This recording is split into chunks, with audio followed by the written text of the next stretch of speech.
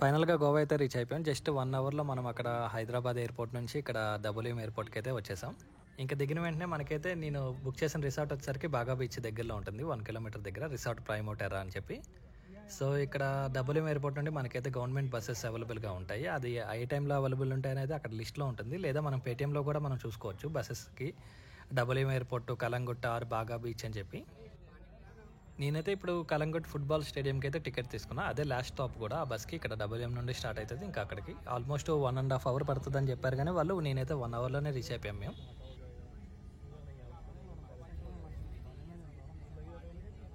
Vasco da Gama and south Goa నుండి అయితే మనం ఇప్పుడు బాగా బీచ్ గోవాకి వెళ్తున్నాం. సో బాగా బీచ్ అనేది గోవాలోనే చాలా ఫేమస్. మెయిన్ ఎవరైనా కానీ గోవా రీచ్ అయితే ఫస్ట్ బాగా బీచ్, కలంగట్, క్యాండోలెమి అయితే ఖచ్చితంగా విజిట్ చేయాలనుకుంటారు. బాగా బీచ్ అయితే మెయిన్ ఫేమస్. మనం వెళ్ళేదైతే చూస్తున్నారు కదా, ఇది ఒక కేబుల్ బ్రిడ్జ్ వెళ్ళే దారిలో. ఇప్పుడు మనమైతే పనాజీ బస్ స్టాండ్ మీదుగా వెళ్తాం. ఈ వీడియో అయితే మేము ప్లాన్ చేసుకున్నది అయితే గోవా ఎయిర్పోర్ట్ నుండి బాగా బీచ్ నియర్లో అక్కడ బైక్ తీసుకోవాలని. నేనైతే కొన్ని రెఫరెన్సెస్ బేస్ చేసుకొని అక్కడ ఒక వెహికల్ తీసుకున్నా. ఆ వెహికల్ చూద్దరు. నాకైతే ప్రజెంట్ జనవరి ఈ టైంలో 2025లో నాకైతే చాలా అంటే చాలా తక్కువ ప్రైస్కి పడింది. అలా కొత్త వెహికల్ కూడా అది నేనైతే కంప్లీట్ వీడియో పోస్ట్ చేశాను, ఒకసారి చూడండి లాస్ట్ దాకా. థ్యాంక్స్.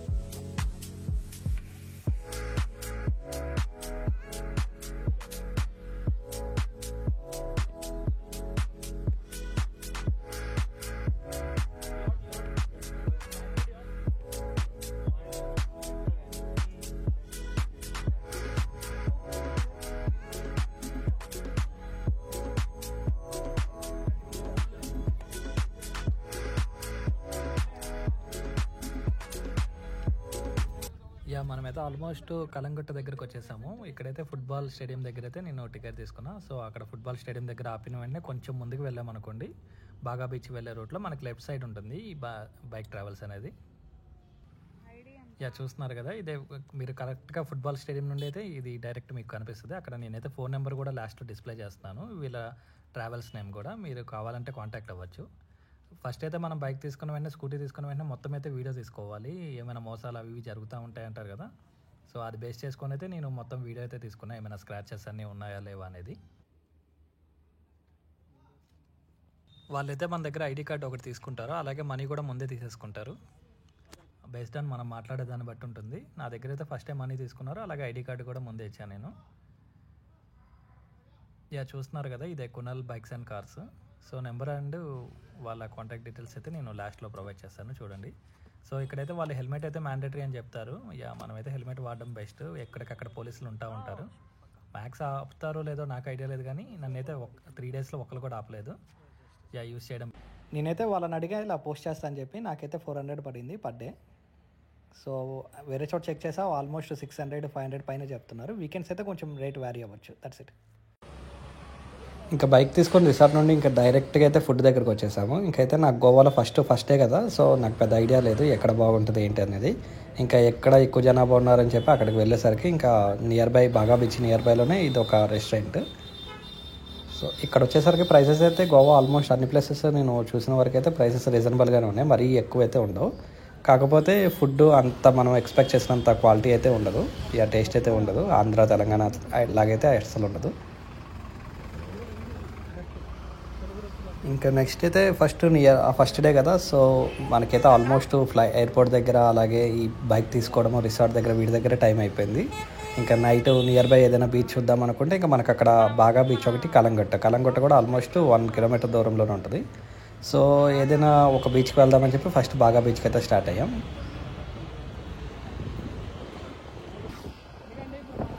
మనకి బండ్లు అయితే వాళ్ళు స్టార్టింగ్ 1 లీటర్ పెట్రోల్ వరకే ఇస్తారు. ఇంకా అదైతే మనకి పెద్ద సరిపోదు కాబట్టి ఇంకా నియర్ బై ఫస్ట్ పెట్రోల్ అయితే కొట్టించుకోవాలి.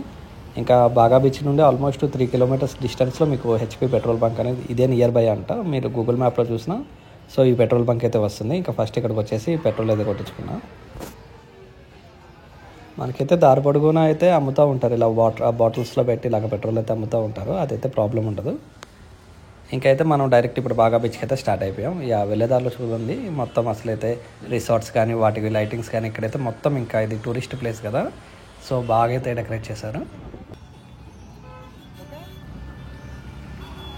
నా ప్లాన్ వచ్చేసరికి day 1 Hyderabad airport, Goa airport, అలాగే రిసార్ట్ ఈ 3 కవర్ చేసిన తర్వాత నియర్ బై ఏదైనా ఒక బీచ్ కవర్ చేద్దామని. సో బాగా బీచ్ దగ్గరలో నా రిసార్ట్ ఉంది కాబట్టి ఇంకా బాగా బీచ్ కవర్ చేసి ఈ డే 1 అనేది కంప్లీట్ అవుతుంది. ఇంకా డే 2, డే 3 అనేవి ఇంకా మనం గోవాలో వేరే ప్లేసెస్ నార్త్ గోవా అటువైపు మొత్తం కవర్ చేద్దాం. ఇంకా అలా ప్లాన్ చేసుకున్నాం. సో ఫస్ట్ డే 1 ప్రకారం అయితే నేను ఇంకా మిగిలింది బాగా బీచ్ ఒకటి. సో ఇంకా బాగా బీచ్కి అయితే స్టార్ట్ అయిపోయాం. ఇంకా బాగా బీచ్ వెళ్ళే దారి మొత్తం మనకు చూస్తూ ఉంటే షాపింగే మొత్తం కంప్లీట్. ఆ డ్రెస్సెస్ మొత్తం ఇదంతా వెస్ట్రన్ వేర్ అన్ని డ్రెస్సెస్ కానీ మొత్తం కాజు ఐటమ్స్ కానీ ఫుడ్ ఐటమ్స్ కానీ ఇవే ఉంటాయి. ఎక్కడ ఇంకా మెయిన్ అయితే ఇంకా మొత్తం రెస్టారెంట్స్, బార్ అండ్ రెస్టారెంట్స్ ఇవి ఎక్కువ ఉంటాయి. అన్నట్లయితే ఇంకా ఇక్కడ బార్ ఇవన్నీ తక్కువ అంట బాగా.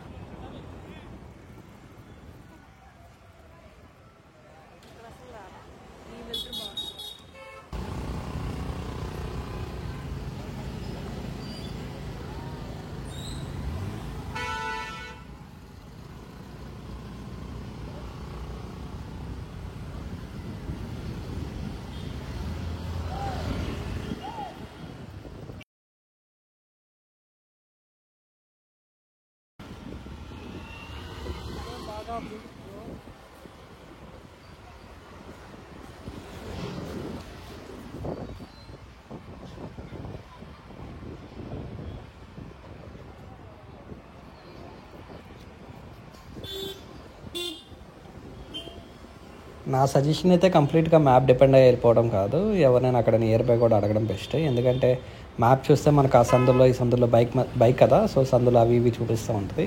మనకు పక్కనైనా కానీ చాలా ఆ లాంగ్ చుట్టూ తిరగాల్సి వస్తుంది.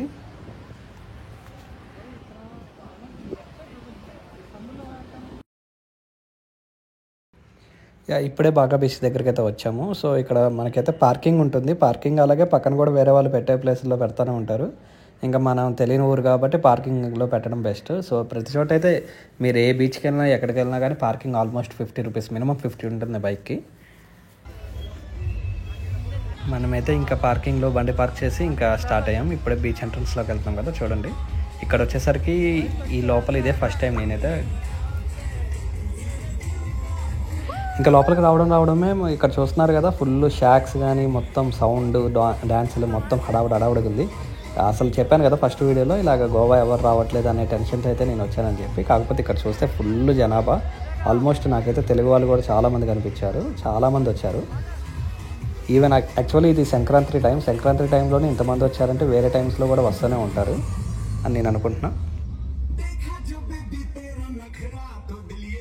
ఇంకా గోవాలో మెయిన్ కవర్ చేయాల్సిన ఫస్ట్ బీచ్ ఏదైనా ఉందంటే బాగా బీచ్. ఇదైతే అసలు మిస్ అవ్వకుండా అయితే చూడాలి ఖచ్చితంగా. సో నేనైతే ఈ షాక్లోకి అయితే లాస్ట్ డే మేము రిటర్న్ అయ్యే బిఫోర్ డే అయితే వెళ్ళాను. ఫస్ట్ అయితే చూద్దాం కదా అని వచ్చాం కాబట్టి మొత్తం చూస్తూ ఉన్నా. ఇంకైతే చాలా అంటే చాలా బాగుంది. అసలు లైటింగ్స్ కానీ హడావుడి కానీ మొత్తం బాగుంది.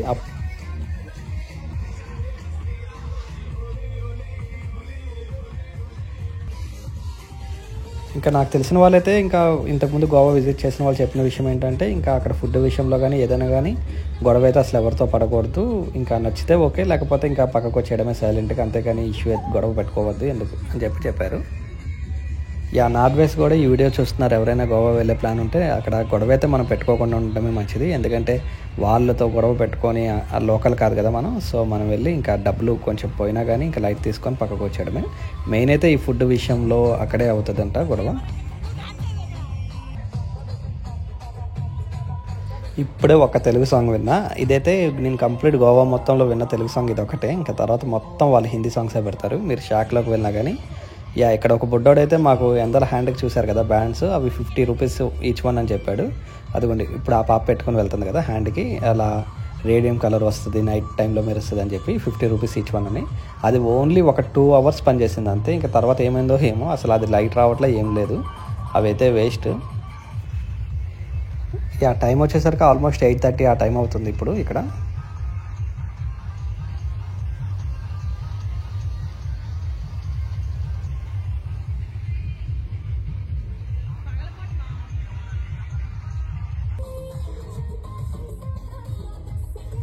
ఇంకా 9:30 కల్లా అయితే రిటర్న్ అయిపోయి ఇంకా రిసార్ట్ దగ్గరికి వచ్చాము. ఇప్పుడు చూస్తున్నారు కదా, ఇది night view resort prime hotel award. So ఇదైతే గోవాలో బాగా బీచ్ నియర్ బై 1 kilometer ఉంటుంది. మీకు గూగుల్ చేసినా కానీ రిసార్ట్ ప్రైమో అని చెప్పి ఇదైతే వస్తుంది. సో ఇక్కడ వచ్చేసరికి మనకి 3 types ఆఫ్ లగ్జరీ రూమ్స్ ఉంటాయి. ఒకటేమో స్విమ్మింగ్ పూల్ వ్యూ అని చెప్పి, ఇంకొకటి నార్మల్ వ్యూ, ఇంకొకటి బాల్కనీ వ్యూ వేరేది ఉంటుంది. అలాగే ఇక్కడ మనకి వుడెన్ రూమ్స్ కూడా ఉంటాయి. సో నేనైతే ఈ రిసార్ట్ గురించి కంప్లీట్గా ఇంకొక వీడియోలో అయితే మొత్తం పెడతాను. ఇది ప్రజెంట్ అయితే నైట్ వ్యూ. సో మార్నింగ్ తీసిన వీడియో అండ్ అలాగే మేమైతే ఈ స్విమ్మింగ్ పూల్ వ్యూలో ఉన్నాము, అలాగే యాజ్ వెల్ యాజ్ ఆ వుడెన్ కాటేజ్ రూమ్లో కూడా ఉన్నాము. సో రెండైతే నేను ఒక వీడియోలో అయితే మీకు కంప్లీట్గా పోస్ట్ చేస్తాను. ఈ రిసార్ట్ వ్యూ అయితే చాలా అంటే చాలా బాగుంటుంది. అసలు అయితే కంప్లీట్గా నేనైతే గోవా నెక్స్ట్ టైం వెళ్ళినా కానీ ఇదే రిసార్ట్లో బుక్ చేసుకోవాలన్నంత అయితే నచ్చింది నాకు బాగా.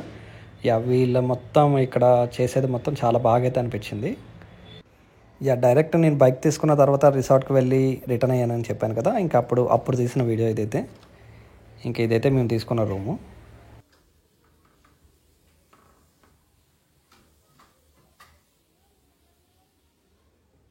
ప్రజెంట్ అయితే వీడియోస్ అనుకున్నంత రీచ్ అయితే వెళ్ళట్లేదు. యూట్యూబ్ కొత్తగా పెట్టాం కదా, సో ఆల్మోస్ట్ 4200 అలా ఉన్నారు సబ్స్క్రైబర్స్ ఇప్పుడు.